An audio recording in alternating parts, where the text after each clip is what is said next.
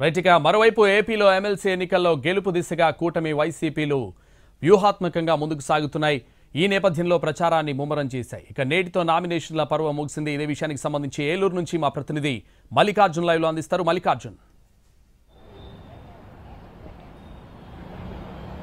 చక్రి ఉమ్మడి ఉభయ గోదావరి జిల్లాల గ్రాడ్యుయేట్ ఎమ్మెల్సీకి సంబంధించి నామినేషన్ గడువు కొద్దిసేపటి క్రితం ముగిసింది. అయితే ఇప్పటి వరకు కూడా ఈ స్థానానికి 37 మంది అభ్యర్థులు తమ నామినేషన్లు దాఖలు చేసినట్టుగా తెలుస్తోంది. అయితే సమయం ముగిసే సమయానికి ఆ రిటర్నింగ్ అధికారి వద్ద మరికొంతమంది అభ్యర్థులు ఉండడంతో వారి నుంచి కూడా ఇంకా నామినేషన్ల స్వీకరణ అనేది కొనసాగుతుంది.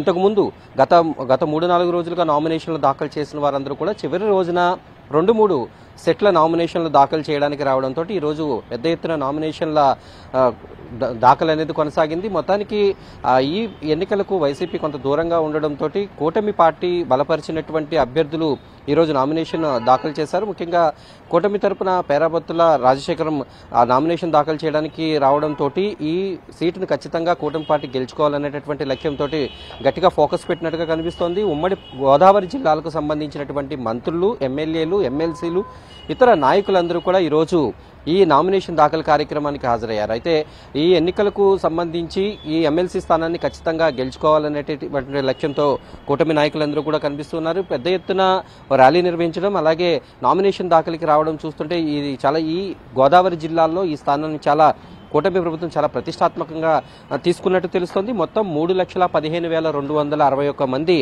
గ్రాడ్యుయేట్ ఓటర్స్ ఉండగా వీళ్ళందరూ కూడా తమ ఓటు హక్కుని ఈ నెల 27వ తేదీన వినియోగించుకోబోతున్నారు. మార్చి 3వ తేదీన కౌంటింగ్ జరుగుతుంది. అయితే ఇప్పటికీ ప్రధాన పార్టీ అయినటువంటి వైసీపీ ఈ ఎన్నికలకు కొంత దూరంగా ఉండడం, ఆ పార్టీ తరఫున అభ్యర్థులు బలపరిచినటువంటి అభ్యర్థులు ఎవరు కూడా నామినేషన్ దాఖలు చేయకపోవడంతో మిగతా అభ్యర్థులు చాలా మంది కూడా నామినేషన్లు అనేవి దాఖలు చేశారు. దీంతో ఆ సంఖ్య 37 నుంచి 40 వరకు కూడా ఉంటుంది. రేపు ఈ స్క్రూటినీ అనంతరం ఎంతమంది అభ్యర్థులు బరిలో ఉంటారు అనేది స్పష్టమైనటువంటి నెంబర్ మనకి తెలుస్తుంది. అలాగే 13వ తేదీన ఈ నామినేషన్ల ఉపసంహరణ అనేది కొనసాగుతుంది.